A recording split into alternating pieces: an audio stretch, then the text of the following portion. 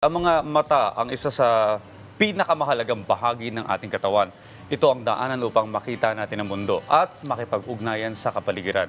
Sa kabila ng kahalagahan nito, hindi maiiwasan ang ilang mga suliranin na maring makaapekto sa ating mga eyelid na kung minsan ay kinakailangan ng agarang pansin. Kung kaya't kaugnay po niyan, para bigyan po tayo ng libreng telemed tungkol sa mga posibleng problema sa ating eyelid, makakasama po natin ang General Physician na si Dr. Via Roderos Calban. Doc Via, welcome back po sa Rise and Shine Pilipinas. Good morning. Good morning. Good morning, Ma'am Diane, Sir Audrey, and good morning po sa lahat ng ating manonood. Eto Doc, maaari mo bang pakipaliwanag yung mga karaniwang problema sa eyelid at eyelash na nararanasan ng isang individual? Right. So yung eyelid problems, no, masyadong malawak yung range niya, no, from infection to something as benign as an inflammation or hindi tama yung posisyon ng eyelid. No? So mag-start tayo doon sa inflammation or infection. Yung blepharitis na tinatawag natin is the general inflammation ng eyelid natin. No? So yung blepharitis can be actually caused by blockage doon sa mga sebaceous glands or doon sa mga glands sa mata natin. No? So ang mga mata natin po, tulad ng ibang parte ng katawan natin, meron tayong mga glands yan. Kung na-block yan, no, pwedeng magkaroon ng infection. No? Ang blepharitis, kapag hindi natin natutukan or hindi natin naagapan, no, pwedeng magkaroon ng complications such as your kuliti. No? Kuliti. Yes. Ito yung tinatawag na kuliti. Oo, that's actually a stye or hordeolum sa tawag namin. No? So, it's a bacterial infection, no, na caused by, of course, pag na-block yung eyelids natin, na-block yung gland sa eyelids natin, no, can cause painful swelling. Para siyang pimple sa mata and nakikita siya doon sa edge ng eyelid. No? Ang isa naman, no, yung chalation, no, or yung cyst, no, actually, no, is a blockage ng oil glands doon sa ating eyelids, no. Hindi siya gaano kasakit, no. Mas masakit yung kuliti, no. But all the same, no, it can cause ang pagluluha, no, pagdadry ng eyes, no. At kung minsan, no, nagsascratch siya doon sa cornea natin, na kapag hindi natin, no, ginamot, no, maaari siyang magkaroon ng vision problems. So, that's just the more benign side, no? Pag kunyari naman at nakikita to sa mga bata, mayroong mga tinatawag tayong cellulitis, no? Maaring naririnig natin itong cellulitis, which is a more serious infection. No? So, for cellulitis naman, no, nakikita ito sa mga bata, no? And if hindi ito naagapan, pwede actually mabulag yung ating mga pasyente kapag hindi nabigyan ng karampatang lunas. Okay. So, Doc, ano kaya yung mga sintomas na magdidikta na parang matindi na itong problema sa eyelid at kailangan ng magpakonsulta sa doktor? Okay. Very good question. No? Usually, yung cellulitis, yung periorbital cellulitis, so nakikita to sa mga bata na less than 5. No? Ang cause nito usually is from an insect bite, kagat ng lamok, kagat ng bed bugs, no? Tapos, 'di ba may konting sugat, no? Papasukan ng germs, pwedeng magkaroon ng infection. So the symptoms is usually associated with an infection. So kapag nagka-fever na, kapag nagba-bulge yung eyes, no, namamaga, nagrereklamo yung bata na hindi na ako makakita or naduduling. No? Nagluluha, of course. No? So, that can actually be a cause of concern na kailangan nang dalhin sa ER. Yeah. Well, kinalakihan natin to eh. Di ba pag sinabi, kinagat ng ipis yung mata mo. Oo. O kaya, yun pala, ang dahilan ng pagkaroon ng kukuliti ay bakterya. Hindi yung iniisip yung dahilan, ha? Bakterya pala yung nalalagay sa mata natin. Pero doktora, ito po. Ano naman po yung mga sanhi ng kondisyon tulad ng blepharitis o yung madalas na pagkakaroon ng mga pamamaga sa eyelids? Okay.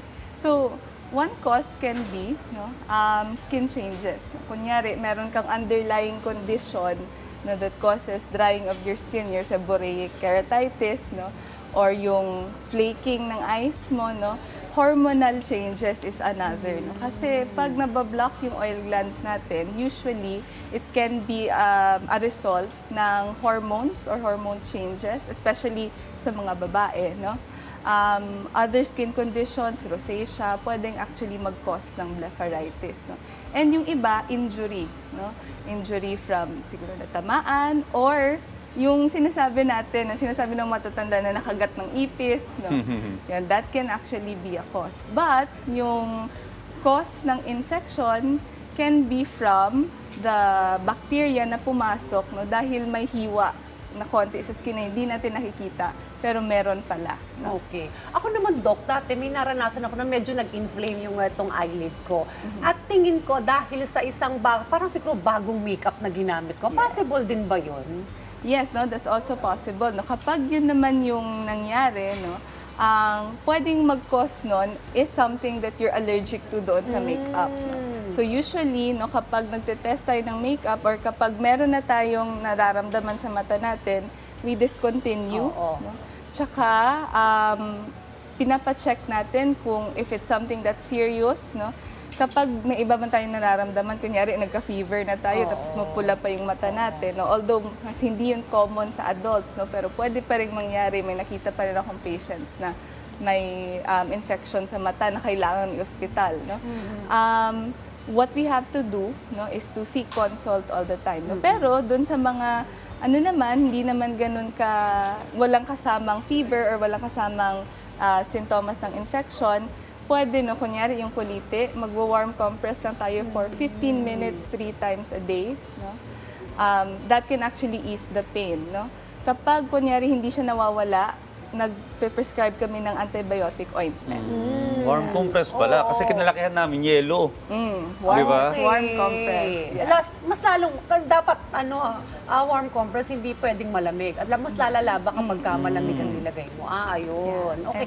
Aside from that, nabanggit na home remedy ni Doc, yung warm compress, may mga iba pa bang pwedeng gawin sa bahay kapag medyo nakaramdam ka na ng sakit dito sa eyelid ito? No, kasi yung fear natin, no, baka mabulag tayo, Oo. especially pag mata yung